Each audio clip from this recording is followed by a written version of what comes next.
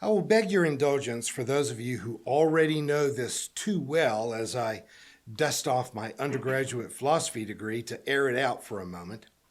The foundation of Greek philosophy rests on the shoulders of these three guys from the 5th century before the Common Era. Socrates was a teacher in Athens who never wrote a book, as best we can tell. He never really had a formal job. But he was a mentor to Plato, who was a friend and witness to Socrates' execution. And Plato wrote a lot as a formal teacher. His most famous and most prolific student was Aristotle, who wrote even more. We have several references to Socrates in other Greek writings, but we only really know about him because Plato made him famous by using his name in the thousands of pages of dialogues that Plato wrote. Socrates was executed by the government of Athens, evidently because his constant questioning was a threat to the established order of Athens. So he was sentenced to death by being forced to drink poison. Plato's first writings may have simply been an attempt at telling the story of the unjust execution of Socrates. And so what he wrote were stories of events and conversations. He listed the people who were there and gave an account of what was said. So we call these dialogues because it isn't quite a novel. It has some action, but it's mostly an account of conversations. Plato had established a writing style that he did then go on to use to write dialogues that he, we think, wrote as textbooks for his students to use. His dialogues examined the meaning of important concepts, but he wrote all of them using Socrates as the main character. He never wrote his own name in the books. There may have been a certain loyalty to history when Plato originally wrote about the trial and execution of Socrates, but Socrates quickly became a character used to give voice to what Plato wanted to say. In your undergraduate philosophy class, if you were fortunate enough to have taken that class, you were told that Plato used Socrates as an interlocutor, that is, a fictional character used to voice an idea or a perspective. Reading Plato tricked a lot of us into becoming philosophy majors because his dialogues were interesting and fairly easy to read, and they taught us how to critically examine an idea through vigorous debate. I doubt that there is a lawyer in America today who didn't have to read Plato's Republic in law school as an introduction to a rigorous definition of justice. Sadly, this also has made most lawyers think that they understand Greek philosophy. None of Plato's readable writing style seemed to rub off on Aristotle, whose writing is dense and extremely difficult to read, as is almost all of the rest of philosophy that follows.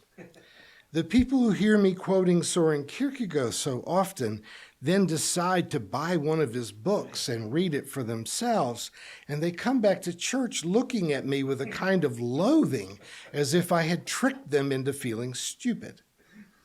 All of which is to say that turning a historical figure into an interlocutor in order to use that person's fame, recognition, and credibility to teach an important point was a common literary technique for centuries before Jesus was born.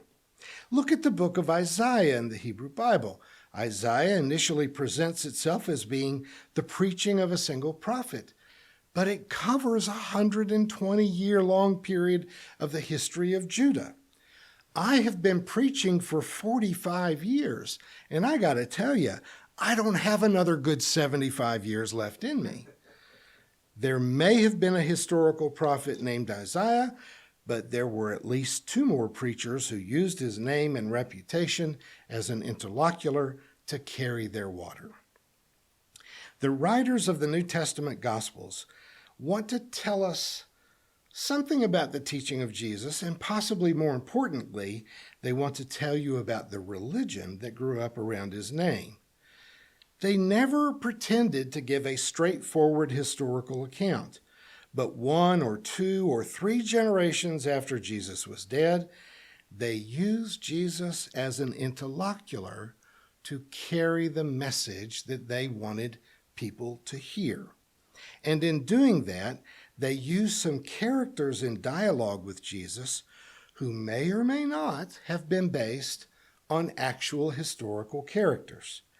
There probably were historical disciples named Peter and James, for example, because we know their names from other sources, particularly the writing of Paul. Jesus' parents may have been named Mary and Joseph, but if they were, the words attributed to them in the Gospels are almost certainly fictional representations of older heroes from the Hebrew Scriptures. The oldest and in many ways the most reliable source of insight into the history of Jesus, oddly enough, comes from the only contemporary of Jesus to write any part of the New Testament, albeit someone who never actually met him. And that's the person we call Paul. If I knew a couple of dozen people who were actually interested in doing a Bible study, I would use the late Marcus Borg's book, The Evolution of the Word, in which he puts the books of the New Testament in the order in which they were written, so that you can see how the Jesus story evolves with each generation of writing. If you read Paul's authentic letters first, you see that he went to Jerusalem to actually meet with Peter and the brother of Jesus, James. And Paul talks about Jesus having been crucified on a cross by the Roman government. He talks about people having seen visions of the resurrected Jesus. He even mentions the Last Supper, which took place on the night when Jesus was betrayed. What Paul does not say is that he was betrayed by one of the 12. He does not mention anyone named Judas. In fact, he says that when Jesus appeared after his death on Easter, he appeared to the 12. They were all still there. No defections, no suicides, or instantaneous deaths, as are described in the Gospels and the book of Acts. Paul also doesn't mention Mary or Joseph. And importantly, he does not mention an empty grave on Easter. Paul talks about people having visions of Jesus' appearance, and in that sense, Paul counts himself as having had the same kind of vision that Peter and James and the other disciples had.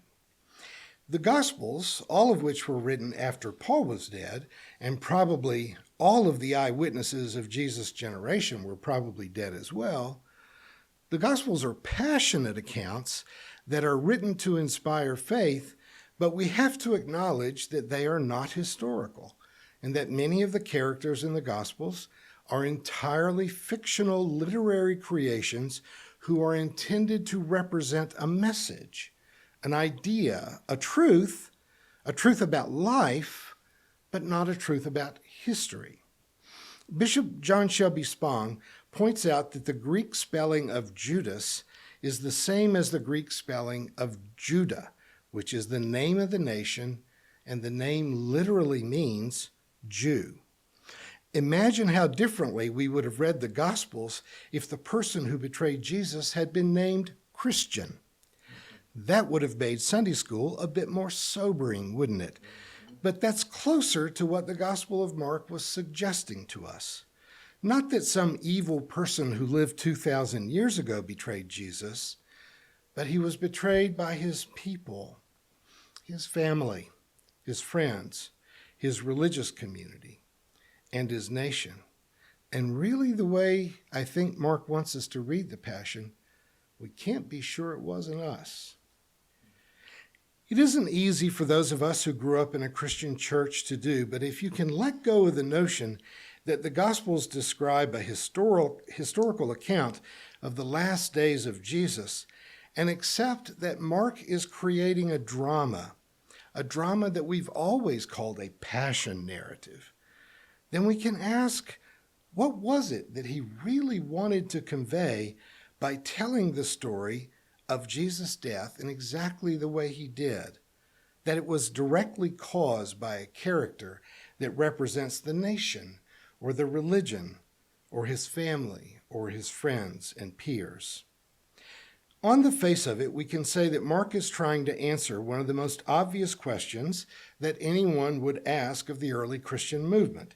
If Jesus was God's son, how and why was he killed? Mark's answer is to portray Jesus as a kind of everyman who was murdered by a trusted friend, a fictional literary device friend who represents organized religion and family drama, false friends. And haven't we all experienced that? You can read the gospel passion story from the perspective of Jesus. You can also read it from the perspective of Peter, and I think Mark wants us to also see it from the perspective of Judas.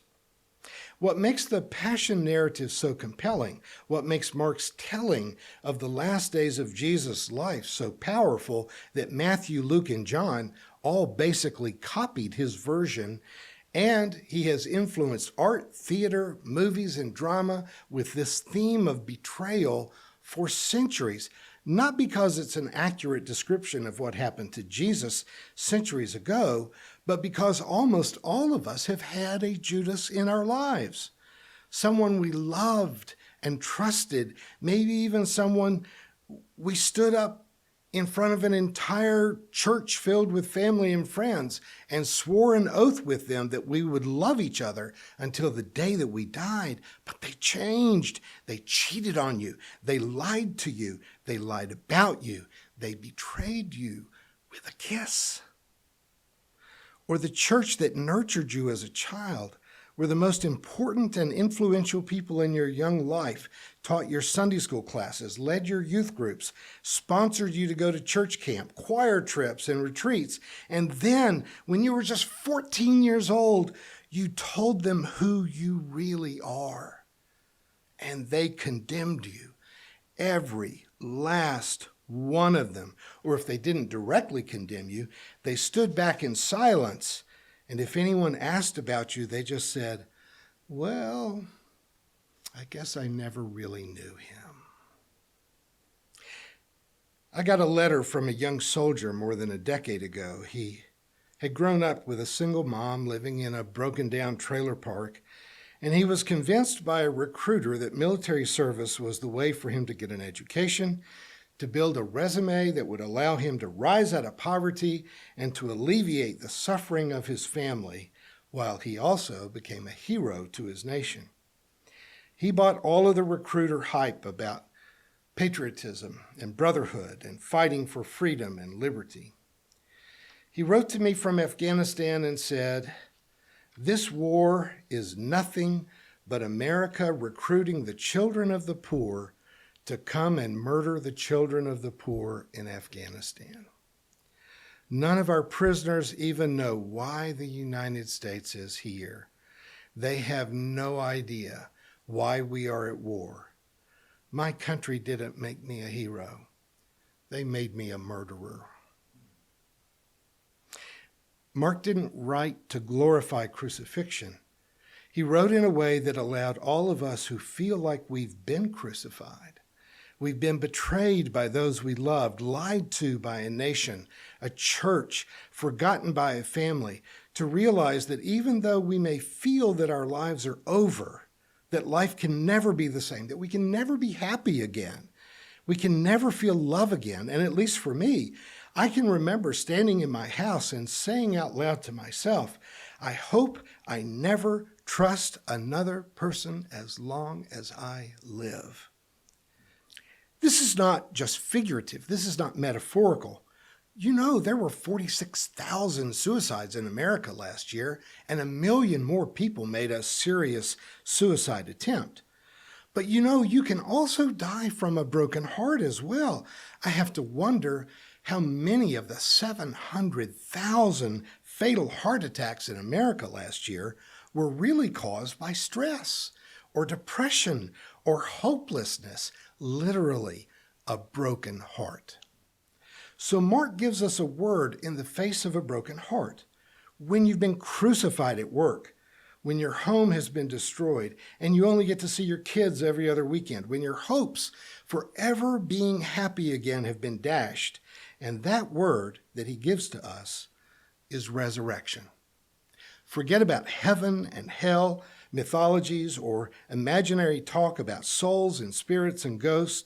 When your life has been broken and the shattered pieces are lying all around your feet, heaven is not the issue. Tomorrow is the issue, or maybe today is the issue.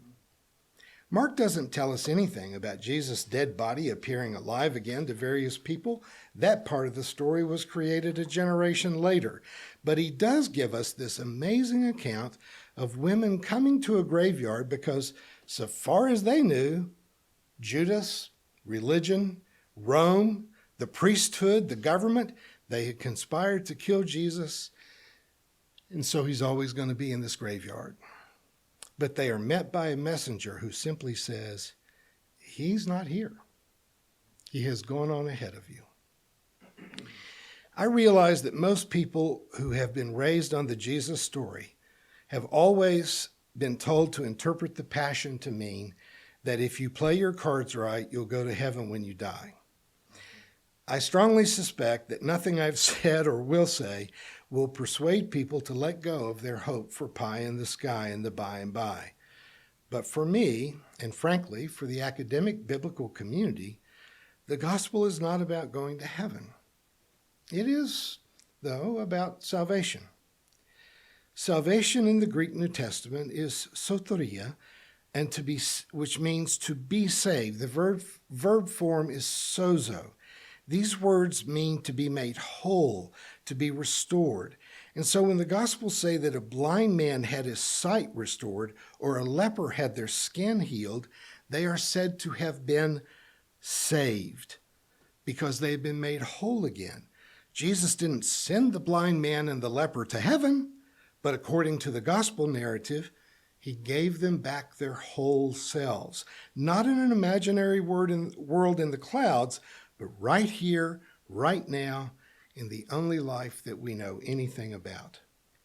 Therefore, the word faith in Greek, pistis, and I know a lot of people think that faith means making yourself believe something that's obviously not true. But the word can more accurately be read as courage or as resolve. The Passion narrative tells me to take heart, to have courage, to be resolved to live on, to live past the crucifixion, to live past the people who tried literally to ruin you, to end you. Being fired for me was horrible, but no matter what malice was intended, it will only kill me if I allow it to. And I'm still here. Ending a toxic marriage was horrible, expensive, and demeaning. But it didn't have to end all hope of love. I've been betrayed by false friends. I've been slandered by thousands of critics, but that doesn't mean that I have to turn my life and my joy, my reason for living, over to them. I'm not going to ask our musicians to sing it for us here today, but I'm still fairly persuaded that one of the best Easter songs ever was performed by Chumbawamba. I get knocked down, but I get up again. And you're never going to keep me down. And I hope that's true for you. Thank you for watching our videos. We are entirely dependent on the donations of our listeners and members. We hope that you find this content to be important enough to help us to keep offering these videos to the public at no charge by becoming a regular contributor. Please click on the donate button on our website at www.spfccc.org. Thank you for your support of progressive religious programming.